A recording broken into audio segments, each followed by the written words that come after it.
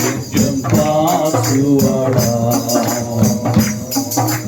గోరి కన్ను చూచువాడా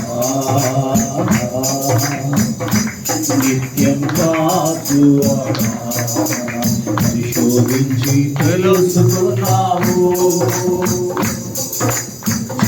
నన్ను ఆవరించావు పరిశోధించి తెలుసుకున్నావు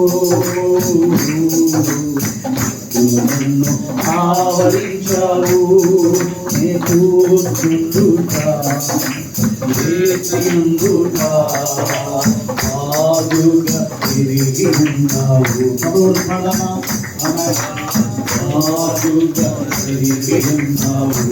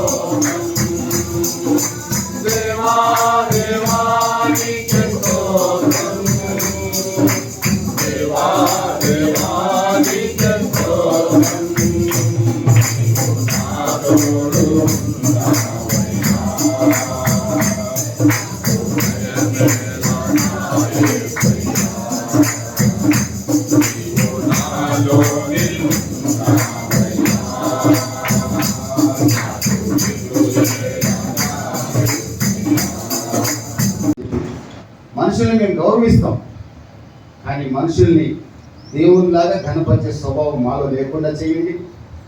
మనుషుల దయ కోసం మేము ప్రాకులాడకూడదు, దేవుని దయ కోసమే ప్రాకులాడేవారిగా మేము ఉండాలని ఆశపడుతున్నాం. అంతేకాకుండా మేము ఎప్పుడూ గర్వించకుండా మాకు సహాయం చేయండి. మేము ఏదైనా స్వస్థత జరిగింది మా ద్వారా అంటే మీ కృప, మేము చక్కగా వాక్యం చెప్పామంటే మీ కృప, నా తండ్రి మేము చక్కగా పాడామంటే మీ కృప, అది మీ కృప వల్లే అని మా హృదయాంతరంగాల్లో మిమ్మల్ని కనపరిచే భాగ్యం దయచేయండి. ఎక్కడ కూడా మేము నా తండ్రి నా ప్రభు గర్వించకుండా కృప చూపమని ప్రార్థిస్తున్నాం. మమ్మల్ని దీనులుగా ఉంచండి ప్రభు. శిష్యుల పాదాలు కడిగిన మీ కోరికగా మమ్మల్ని మార్చండి ప్రభు. ప్రభుని అడుగుదాం, ప్రభు మనల్ని హెచ్చిస్తారు. అతి గొప్ప కృప ప్రభు ద్వారా మనమందరం పొందాలని ఒక దైవ సేవకుడిగా నేను కోరుకుంటున్నాను. ప్రార్థన చేసుకుందాం. ప్రార్థన చేసుకుందాం. మన మధ్యలో ఉన్న పెద్దలు ప్రార్థన చేస్తాం. సంఘాన్ని కొండ మీద కట్టబడిన సంఘంగా మొదటగా మీ కుటుంబాన్ని, ఆ తర్వాత మీ సంఘాన్ని దేవుడు చేస్తారు. దేవునికి స్తోత్రం కలుగునుగా. ఏమైనా దేవుని బిడ్డలారా ప్రార్థన చేయండి. సంఘానికి కావలి వారిగా ఉండండి. లోతు వలె సంఘాన్ని విడిచిపెట్టి తిరగండి. పిలుస్తారు, మీకు స్వరం ఉందని ప్రతి చోట రమ్మంటారు. ప్రతి చోట చికెన్ తింటే కూడా కష్టం. వరమంతా చికెన్ తింటే కూడా అరగాలి కదండి, అరగదు కదా. దొరుకుతుంది, మనం దొరుకుతుంది. మన పాట మన సంఘంలో ఉపయోగించుకున్నాం. ఏదో మనకు బాగా రోజుకున్న అన్నం పిలిచేయడం అనుకోండి, ఒక పాట పాడి ఇంటికి వచ్చారు. వాక్యం చెప్పగలను అనుకోండి, ఒక సమయం, వారంలో ఒక రోజు, ఒక టైం. మిగతా ఏమంతా మీ సంఘమే. అక్క నువ్వు ప్రార్థన చేస్తే స్వస్థత జరుగుతున్నాయంట, అసలు నువ్వు తలపెట్టేసాలంటే అందరూ స్వస్థపడిపోతున్నారంట. పొంగిపోవద్దండి. పొంగిపోయి ఆ దయ్యాలన్నీ మన ఇంటికి తీసుకురావద్దు. పిల్లల శాపం అది వద్దండి. మన దయ్యం మనకు చాలు, కొత్త దయ్యాలు వద్దు. మన సంఘానికి వచ్చే వాళ్ళ దయ్యాలు వెళ్ళగొడితే చాలు. మనం మళ్ళీ కొత్త దయ్యాలు తెచ్చుకొని మళ్ళీ కుటుంబాన్ని పాటు తీసుకోవడం. నేను తిరుగుతూ ఉంటాను కదా, నేను కారులో వచ్చేటప్పుడు ప్రార్థన చేస్తూనే ఉంటాను. ప్రభువా, ఏ చీకటి శక్తి పొరపాటును కూడా నన్ను అంటకూడదు, నా వెనక ఆ కారు వెనక కూడా రాకూడదు. ఆ ఊరి దగ్గర ఆగిపోద్ది, నా ఇంటికి రాదు. దేవుని స్తోత్రం కలుగునుగా. నా పరిచయం ఇది. ఈ పరిచయం సంఘం కావాలి. మీరు చాలా విలువైన వారండి. అందుకని యేసు ప్రభు శిష్యుల పాదాలు పెరిగారు. ఎందుకు తెలుసండి, వాళ్ళు కట్టబోయే సంఘాలు కాపరు. యేసు ప్రభు వాళ్ళకే కాపరే, వీళ్ళేమో కట్టబోయే సంఘాలు కాపరు.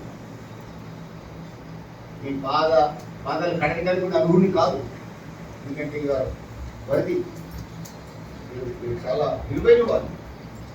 ఏం ఎగుతున్నారో మీరు భార్య తేగాలి, ఇటు సంఘం తేగాలి, ఇటు పిల్లలు తేగాలి, ఇటు భర్తతో తేగాలి.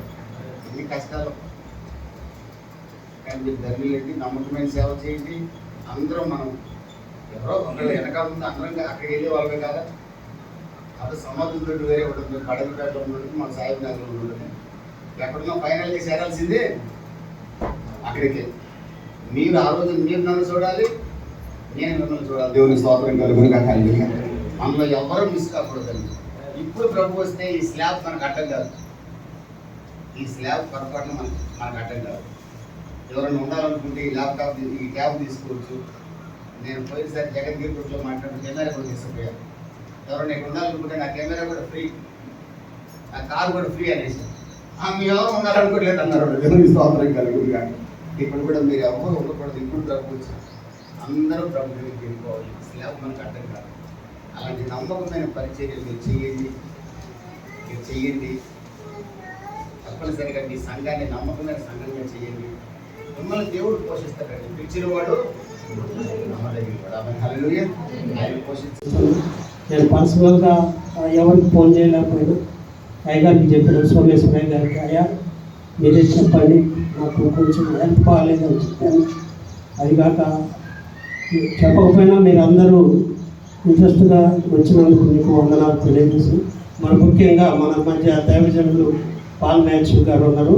ఆయన ఆంధ్ర తెలంగాణలో ఇవాంజలిస్ట్గా పనిచేస్తూ అనేక ప్రాంతాలలో తిరుగుతూ సువార్త అందిస్తున్నారు. వారు మన మధ్య ఉన్నారు. వారు ఎస్ఎన్ గారి బలిపీఠము అనే పత్రికకు ఎడిటర్గా కూడా పనిచేశారు. కనుక వారు ముందుకొచ్చి వాక్యం అందించవలసిందిగా మనం చేస్తాం. దేవ సేవకుడిగా ప్రభు అయిన యేసుక్రీస్తు యొక్క హస్తాలను బలపరిచేవాడిగా మారాలంటే అతడు ఖచ్చితంగా సత్యవాక్యాన్ని సరిగా బోధించే వ్యక్తిగా ఉండాలి. రకరకాల వాదనలు వచ్చాయి క్రైస్తవ సంఘాల్లో. కానీ ఒకటి మాత్రం నేను తప్పనిసరిగా ఖండిస్తాను, యేసుక్రీస్తు దేవుడు కాదనే ఆ సంఘాన్ని పొరపాటును అంగీకరించాను. యేసుక్రీస్తు దేవుడు, నన్ను చూసిన వాడు తండ్రిని చూసినట్లే అన్నాడు. దేవునికి స్తోత్రం కలుగునుగాక. యేసుక్రీస్తు ఆరాధించబడ్డాడు. ఒక దుర్మార్గుడు ప్రశ్నిస్తున్నాడు, యేసుక్రీస్తు ఎక్కడ నన్ను ఆరాధించమని చెప్పాడు అన్నాడు. ఆయన ఆరాధించమని చెప్పాల్సిన అవసరం లేదు. ఆయన ఆరాధిస్తుంటే ఆరాధన స్వీకరించాడు. ఆయన ప్రకటన 1వ అధ్యాయంలో పునరుద్ధరణైన యేసు అపోస్తలుడైన యోహాను ఆయన పాదాల మీద పడ్డప్పుడు ఆయన ఆరాధన స్వీకరించాడు. శరీరధారిగా ఉన్న యేసు మత్తయి సువార్త 15వ అధ్యాయంలో కనాను స్త్రీ ఆ సునీయ వంశానికి చెందిన స్త్రీ ఆయన పాదాల మీద పడి ఏడుకుంటుంటే నేను మనుష్యుడిని నమ్మల్లా